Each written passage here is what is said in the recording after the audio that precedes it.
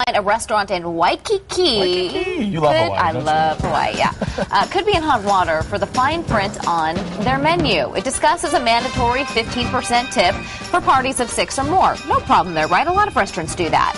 Well, what about adding 15% for non-English speaking guests?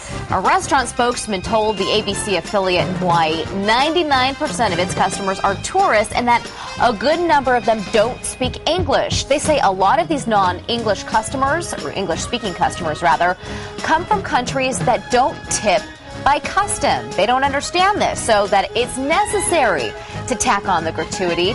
Now at 9, what do you think of their reasoning?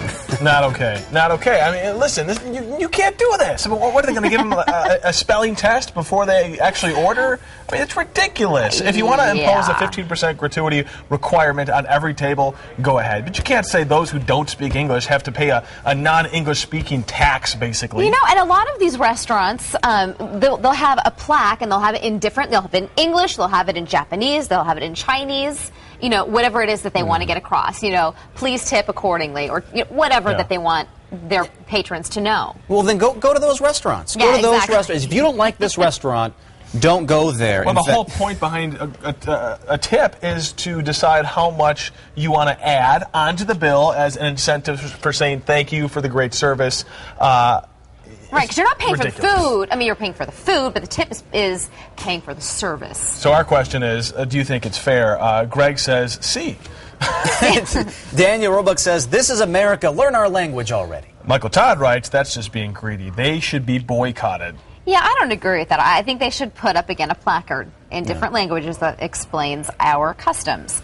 Let's see. Daniel Roebuck says, we just read that one, right?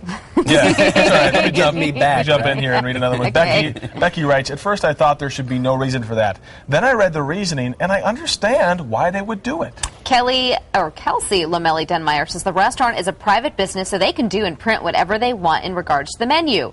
Would I frequent that establishment? Probably not. Exactly. Vote them off the island if you don't like it. Well, Olivia writes, are American owners of restaurants becoming too ignorant?